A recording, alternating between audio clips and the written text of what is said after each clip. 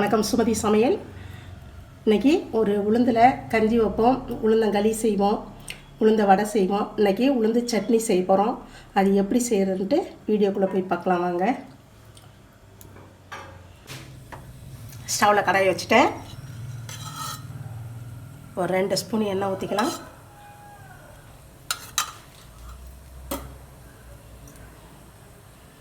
நான் கருப்பு உடச்ச உளுந்து வச்சுருக்கேன், தோல் எடுக்காமல் இருக்குது. அந்த உளுந்து போட்டுக்கிறேன். உங்கள்கிட்ட வெள்ளை உளுந்து இருந்தால் அது போட்டுக்கோங்க. ஒரு 4 ஸ்பூன் உளுந்து இருக்கு வந்து இது போட்டு நல்லா வறுத்துக்கலாம். நல்லா செவக்க வறுத்துக்குவோம்.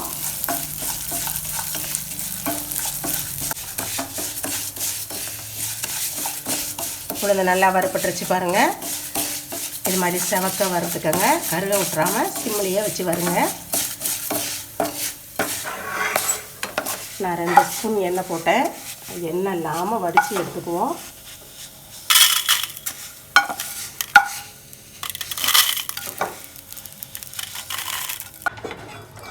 அதனால் 1.5 ஸ்பூன் 1.25 ஸ்பூன் எண்ணெய் ஊற்றினேன்.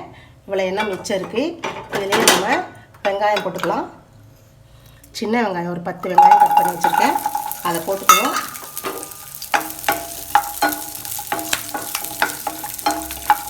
பொடிசாக கட் பண்ணணுன்னு அவசியம் இல்லை. நான் உரிச்சதோடு அப்படியே போட்டேன். இது மாதிரி போட்டு வதக்கிக்கலாம். பூண்டு ஒரு 5-6 பல் பூண்டு வச்சுருக்கேன், அதையும் போட்டுக்கலாம். அவங்கவுங்க காரத்துக்கு தகுந்த மாதிரி போட்டுக்கோங்க. நான் ஒரு 5 மிளகாய் போடுறேன். நம்ம கருப்பு உளுந்து வச்சுருந்தோம் இல்லையா, அதனால் கொஞ்சம் கலர் தெரியட்டுமேன்னு சொல்லிவிட்டு காஷ்மீர் சில்லி வச்சுருக்கேன், அதையும் போட்டுக்கிறேன். போட்டு இது கலருக்காக தான் போட்டு நல்லா வதக்கிக்குவோம். இந்த மிளகாய் காஷ்மீர் மிளகாய் போடணுன்னா ஒன்றும் அவசியம் இல்லைப்பா. நீங்கள் வெள்ளை உளுந்து போட்டிங்கன்னா அது தேவைப்படாது. நான் கருப்பு உளுந்து போட்டிருக்கிறதுனால நான் அது போட்டிருக்கேன், கலருக்காக தான் போட்டிருக்கேன். ஒரு மாதிரி கருப்பாக தெரியுமே அப்படிங்கிறதுனால நீங்கள் இருந்தால் போடுங்க, இல்லைன்னா வேண்டாம். வெள்ளை உளுந்து போட்டிங்கன்னா அந்த காஷ்மீர் மிளகாய் போடணுன்னே அவசியம் இல்லை. நல்ல கலராக இருக்கும். நல்லா வதக்கிக்குவோம். புளி ஒரு சின்ன நெல்லிக்காய் அளவு போட்டுக்கலாம்ப்பா, அதையும் போட்டுக்கோங்க. இதோட போட்டு ஒன்றா வதக்கிக்கோங்க. ஒரு சின்ன தக்காளி கட் பண்ணி வச்சுருக்கேன், அது உள்ளே இருக்க காம்பெல்லாம் கட் பண்ணிவிட்டு போடுங்க. தக்காளி தேவையில்லைனாலும் விட்டுடலாம். வெறும் புளி மட்டும் கொஞ்சம் அதிகமாக புளி வச்சு செய்யணுன்னாலும் செஞ்சுக்கலாம். தக்காளி வேணும்னா தக்காளி போட்டுக்கோங்க. அவ்வளோதான். இதை போட்டு நல்லா வதக்கிக்குவோம். லாஸ்ட்டாக கருவேப்பிலை கொஞ்சம் கழுவி வச்சுருக்கேன், அதையும் போட்டுக்கலாம். அதுக்கு போட்டால் கொஞ்சம் நல்லா வாசமாக இருக்கும். அதையும் போட்டு ரொம்ப நேரம்லாம் வதக்க வேண்டாம். சும்மா ஒரு 2 பிரட்டி எடுத்து வச்சுருவோம். எல்லாம் ஒன்றா கொட்டி கொஞ்சம் நேரம் ஆற வைப்போம். இதெல்லாம் வதக்கலாம் போதும். கொட்டி ஆற வச்சுக்கலாம். இதோட நீங்கள் தேங்காய் வேணாலும் போட்டு அரைச்சிக்கோங்க, அது ஒரு டேஸ்ட்டாக இருக்கும். உளுந்து நம்ம போட்டிருக்கிறதுனால உளுந்து ரொம்ப உடம்புக்கு ரொம்ப நல்லது இல்லைங்களா, நல்ல ஹெல்த்தானது. அதனால் ரொம்ப நிறைய ஐட்டம்ஸ் சேர்க்க வேண்டாம்னு சொல்லிவிட்டு நான் தேங்காயெல்லாம் போடலை. உங்களுக்கு தேங்காய் வேணும்னா நீங்கள் தேங்காய் போட்டுக்கலாம். தக்காளி குறைச்சிட்டு வெறும் புளியை மட்டும், புளி, மிளகாய், பூண்டு, இந்த உளுந்தம்பருப்பு 3 வச்சு அரைச்சிங்கனாலே ரொம்ப நல்ல டேஸ்ட்டாக இருக்கும்.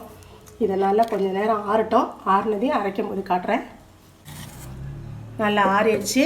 எல்லாம் ஒன்றா கொட்டி அரைச்சிக்குவோம். முன்னாடி வந்து இந்த மிளகாவும் நம்ம உளுந்தம்பருப்பும் போட்டு அரைச்சிக்கலாம்.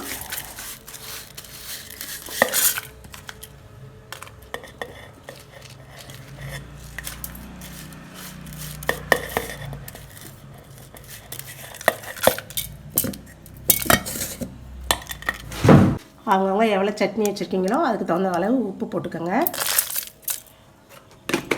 இப்போ 1-2 அரைச்சிட்டு வந்தாச்சு. இப்போ மீதி இருக்கிற பூண்டு, வெங்காயம், தக்காளி இதை போட்டு ஒன்றா அரைச்சிக்கலாம். கொஞ்சமாக தண்ணி ஊற்றிக்கலாம், ரொம்ப தண்ணி ஊற்ற வேண்டாம்.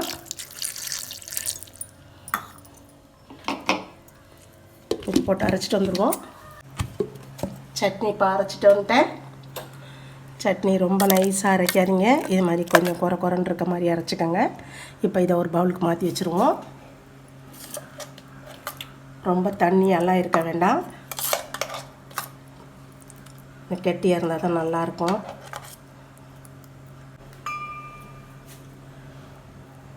அந்த சட்னிக்கு இப்போ ஒரு தாளிப்பு கொடுத்துக்கலாம். நிறைய எண்ணெய் ஊற்றி தான் நம்ம வணக்கியிருக்கிறோம். 1 ஸ்பூன் எண்ணெய் போதும். கடுகு பருப்பு கொஞ்சம் கடலைப்பருப்பு போட்டுக்கலாம். அதை போட்டுட்டோம். 2 சின்ன மிளகாய் வச்சுருக்கேன், அதையும் போட்டுக்குவோம். கருவேப்பிலை கொஞ்சம் கழுவி வச்சுருக்கேன், அதையும் போட்டுக்கலாம். அதான் லைட்டை காய்ச்சி அதையும் சட்னியில் சேர்த்துருவோம்.